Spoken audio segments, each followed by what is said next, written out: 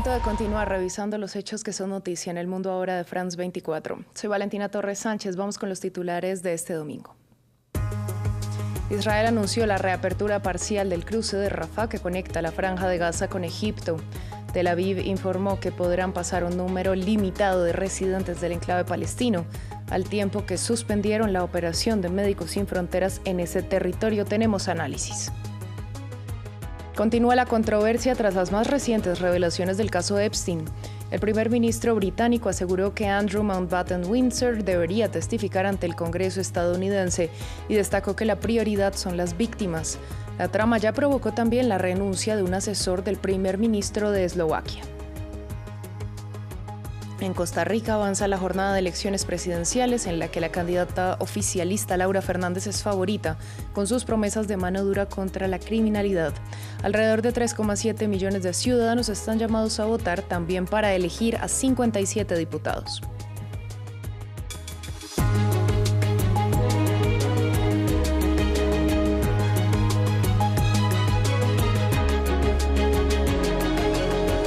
Damos inicio hablando de la Franja de Gaza porque este domingo por fin se dio la reapertura parcial del cruce de Rafah. Las autoridades israelíes informaron que iniciaba el paso de un número limitado de residentes e indicaron que a partir del lunes se habilita el cruce en ambos sentidos, tanto para entrar como para salir del enclave palestino hacia Egipto. Miles de palestinos heridos o enfermos esperan poder salir y otros poder regresar a su tierra. Entre tanto, Israel anunció que la ONG Médicos Sin Fronteras tendrá que salir del enclave el 28 de febrero, tras negarse a entregar el listado de sus trabajadores. Previamente conversamos con José Luis Michelena, director ejecutivo de Médicos Sin Fronteras para México y Centroamérica, quien nos habló de qué significa para la organización tener que entregar esos registros de sus trabajadores. La información que solicitaban las autoridades israelíes pretendía que entregáramos los datos personales de todas las personas que trabajan en nuestros proyectos, más de 1,300 personas, y considerando que en este contexto han muerto aproximadamente 1,700 trabajadores de la salud en distintos ataques, incluyendo 15 miembros de Médicos Sin Fronteras. Médicos Sin Fronteras, pues obviamente ve con mucha preocupación la posibilidad de compartir. Esto va en contra de nuestros principios humanitarios y de los principios humanitarios en general, y sobre todo en un contexto en el que pues estos ataques, estas intimidaciones han sido pues lo que ha marcado la situación en la Franja de Gaza y en Cisjordania, y con lo cual pues Médicos Sin Fronteras tiene que tomar en cuenta las necesidades y la seguridad de su personal, pero hay que decir que esto se trata de pues nos está obligando a tomar una decisión a nosotros y a otras organizaciones, una decisión imposible entre poner en riesgo al personal o interrumpir la atención médica que es crítica en estos momentos para la población palestina. En otras noticias, continúan los enfrentamientos entre el ejército pakistaní y los militantes separatistas de Baluchistán, mientras la cifra de muertos apunta a al menos 145 integrantes de esa organización. Islamabad acusa a India de estar detrás de la ofensiva del Ejército de Liberación de Baluchistán. Nueva Delhi, por su parte, lo niega. 40 horas de enfrentamientos que se han saldado con la vida de más de un centenar. Baluchistán, región suroccidental de Pakistán, es el objetivo de un ejército pakistaní que busca neutralizar a las fuerzas separatistas del territorio. Hemos matado a 145 terroristas en 40 horas. Es la cifra más alta desde que Pakistán se enfrenta a esta guerra contra el terrorismo. Pero los militantes también cumplieron con ciertos objetivos. Esta estación de policía luce carbonizada por los ataques, mientras los testigos también destacan que tomaron centros penitenciarios e instalaciones paramilitares. Ayer fue un día aterrador en la historia de Quetta. El miedo reinaba por todas partes. La gente estaba muy preocupada y aterrorizada. Los militantes rondaban por las calles, llegaron con armas pesadas y tomaron esta comisaría.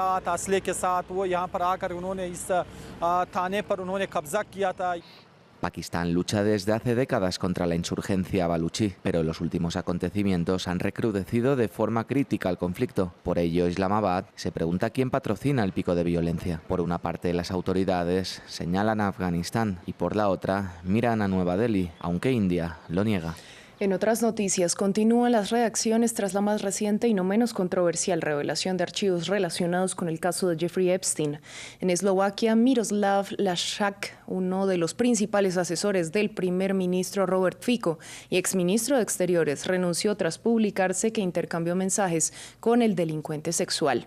De otra parte, en Reino Unido, el primer ministro Keir Starmer dijo este domingo que Andrew Mountbatten Windsor, a quien le retiraron los títulos el mes pasado, debería testificar ante el Congreso estadounidense. Luisa Pulido, corresponsal de France 24, nos amplió la información.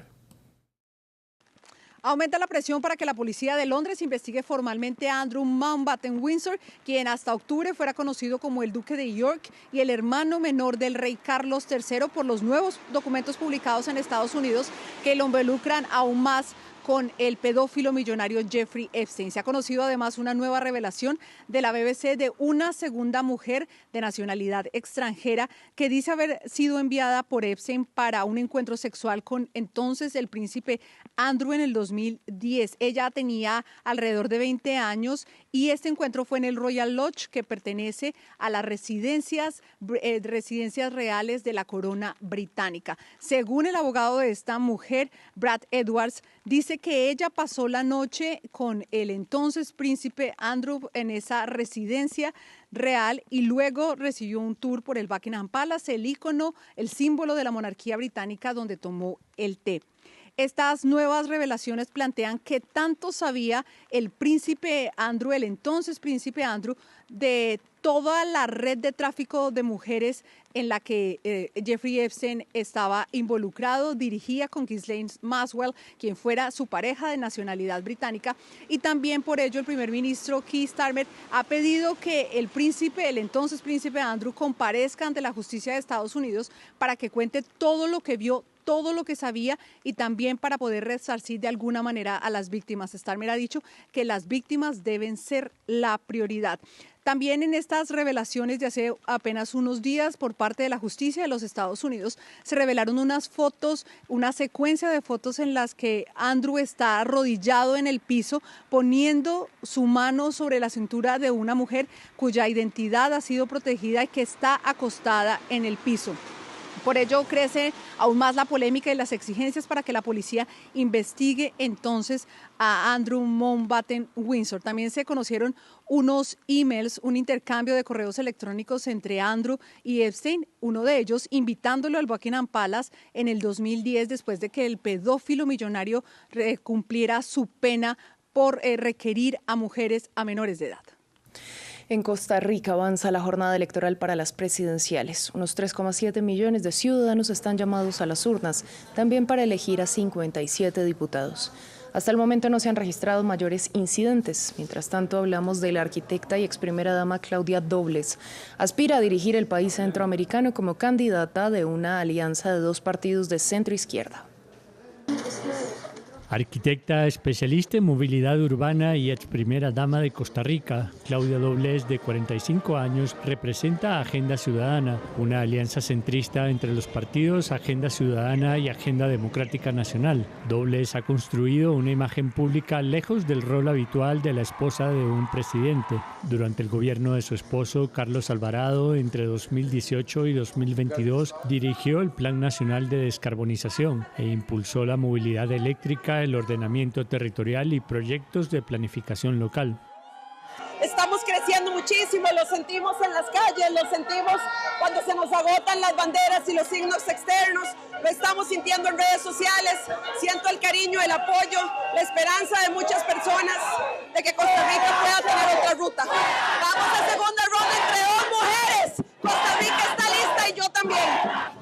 En campaña prometió cerrar las brechas salariales en el sector público y reabrir estaciones del Servicio Nacional de Guardacostas cerradas durante el gobierno de Rodrigo Chávez, una medida que según críticos ha dejado a zonas costeras más expuestas al narcotráfico. Porque yo soy una persona que respeta los valores de la democracia, soy una persona que cree en el diálogo, soy una persona que cree en tender puentes y no en destruirlos, soy una persona que cree en generar acuerdos y sobre todo soy una persona que quiere unir de nuevo este país para darle resultados a las personas. Nacida en San Carlos, al norte del país, y madre de un adolescente de 12 años, Claudia Dobles tiene estudios del Instituto Tecnológico de Massachusetts, o MIT, y la Universidad de Harvard.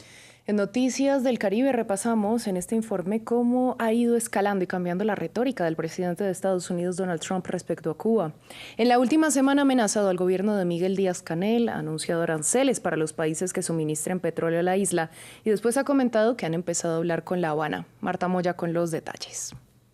Desde un restaurante lleno de fieles, la premier del documental de su esposa o el avión presidencial. En la última semana, Donald Trump ha mencionado a Cuba en casi todas sus apariciones públicas. El martes, desde un evento en Iowa, el presidente estadounidense afirmaba: Cuba estará en crisis muy pronto. Cuba es realmente una nación que está muy cerca del colapso. Y 2 días más tarde escalaba la retórica con la imposición de aranceles a terceros países que suministren petróleo a la isla del Caribe. El presidente Donald Trump firmó una orden ejecutiva declarando una emergencia nacional y estableciendo un proceso para imponer aranceles a los bienes de los países que venden o de otra manera suministran petróleo a Cuba. Tras la orden ejecutiva, nuevas amenazas e incluso cierta condescendencia. Cuba es una nación en decadencia y hay que compadecerse de ellos. Creo que no podrán sobrevivir. En paralelo, desde La Habana, ya asfixiados por la falta de crudo procedente de Venezuela, la tradicional marcha de antorchas del 29 de enero se vivió con un espíritu de protesta contra Washington. Podemos tener miles de problemas, como lo tenemos, no podemos esconderlo. Tenemos problemas económicos, tenemos problemas sociales, pero queremos mejor la paz antes de doblegarnos, que nos arrodillen ante el imperialismo. El presidente cubano catalogó la medida arancelaria de fascista, criminal y genocida y no descartó un diálogo de igual a igual, sin amenazas. Nunca la rendición será la opción y estos tiempos duros como estos hay que enfrentarlos con coraje y con valentía. Nuestro partido, el Estado, el gobierno, las Fuerzas Armadas Revolucionarias, el Ministerio del Interior y el pueblo unido estamos dispuestos a enfrentar cualquier medida adicional de bloqueo, toda amenaza o agresión militar. La isla, en medio de una crisis energética severa y bajo un bloqueo económico de décadas impuesto desde Washington, enfrenta momentos complejos con apagones prolongados en todo el país. Trump el sábado dijo que comenzaron las conversaciones. Creo que vamos a llegar a un acuerdo con Cuba. Creo que seremos amables. Estamos empezando a hablar con Cuba. Necesitan ayuda humanitaria y estamos empezando a hablar con ellos. Una retórica llena de giros de guión cuyo desenlace podría ser una cosa o la contraria.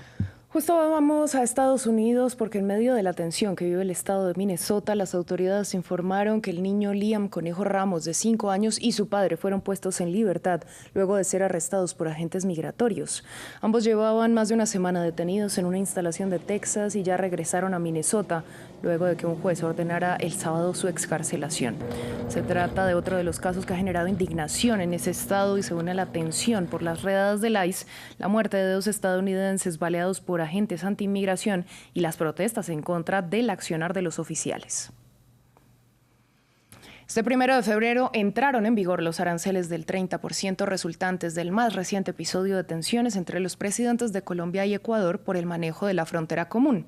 Se prevé que la medida afectará el flujo comercial entre ambos países. Carolina Mela, corresponsal de France 24, nos amplió desde Guayaquil. El arancel del 30% impuesto por Ecuador a los productos colombianos ya entró en vigencia pese a los reiterados pedidos de Colombia para reunirse con las autoridades ecuatorianas y revertir la medida. Incluso el propio presidente Gustavo Petro, durante su intervención en el Foro Económico Internacional en Panamá, pidió públicamente al mandatario ecuatoriano Daniel Noboa abrir un canal de diálogo, pero no hubo respuesta. Hasta ahora, del lado ecuatoriano, solo hay silencio oficial, pese a que trascendió una reunión entre las cancilleres de ambos países justamente en Panamá. Pero ¿cómo se llegó a este punto? Bueno, el 21 de enero Daniel Noboa anunció de manera sorpresiva a través de su cuenta en X la creación de una tasa de seguridad del 30% a las importaciones colombianas.